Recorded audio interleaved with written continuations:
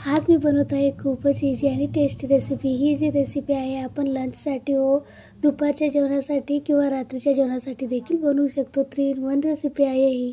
चला तर मग सुरुवात करूयात मस्त रेसिपी बनवण्यासाठी। मी लक्ष्मी, माझ्या रेसिपीमध्ये तुम्हा सर्वांचं खूप खूप स्वागत आहे। सर्वात आधी मी येथे लागणारे साहित्य साईडला काढून घेतलेले आहे। मी येथे मिक्सर घेतलेला आहे, त्याचबरोबर येथे मसाले घेतलेले आहे। मी कांदा घेतलेला आहे, हिरवी मिरची, कोथिंबीर घेतलेली आहे। सर्व साईडला मी आधीच काढून ठेवलेले आहे। आता एक एक करून यामध्ये मिक्स करून घेऊयात। मी येथे जे मसाले घेतलेले आहे ते आहेत चिली फ्लेक्स आहे, त्यामध्ये मॅगी मसाला आहे, जीरा आहे, त्याचबरोबर मीठ आहे। आता हे सर्व यामध्ये मिक्स करून घेऊयात। आता हे सर्व मिश्रण आपल्याला मिक्स करून घ्यायचं आहे। त्याचबरोबर मी येथे थोडेसे ग्रीन चिली सॉस घातलेला आहे, 1 चम्मच इतका घातलेला आहे। त्याचबरोबर मी येथे रेड चिली सॉस घातलेला आहे। मस्त रेसिपी बनवून होते, सर्वजण आवडीने खातील, लहान असो या मोठे सर्वजण आवडीने खातील। रेड चिली सॉस घालून झालेला आहे। त्याचबरोबर मी येथे 1 चम्मच इतका सोया सॉस घालत आहे आणि त्याचबरोबर थोडीशी मेयोनीज घालत आहे।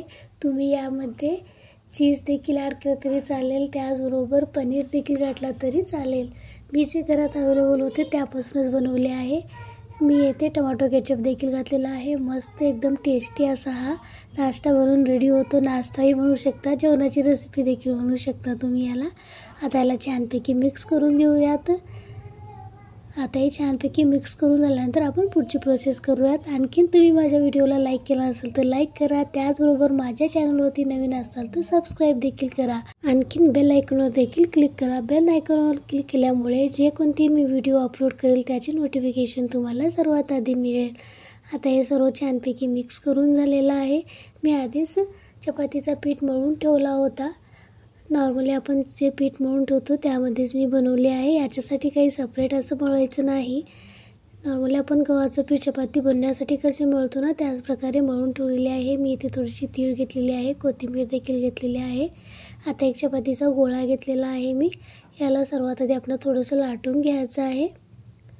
जसे आपण चपाती लाटतो त्याचप्रमाणे त्याला लाटून घ्यायचं आहे। त्यावरती थोडीशी तीळ आणि कोथिंबीर घालून आपल्याला याला आणखीन लाटून घ्यायचं आहे। अशा प्रकारे तीळ लावून जर चपाती ही लाटलात ना खूपच टेस्टी लागते। या तिळीचा जो भाजल्यानंतर जो खमंग वास येतो आणि याची टेस्ट देखील खूप छान लागते। आता हे छानपैकी दोन्ही बाजूने मी तीळ आणि कोथिंबीर लावून लाटून घेतलेलं आहे।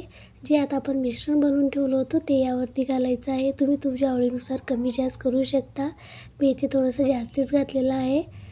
मस्त बनवून रेडी होते। आता हे मिश्रण घालून आपल्याला याला छानपैकी भाजून घ्यायचं आहे। तर मग माझी ही रेसिपी कशी वाटली कमेंट्समध्ये नक्की सांगा।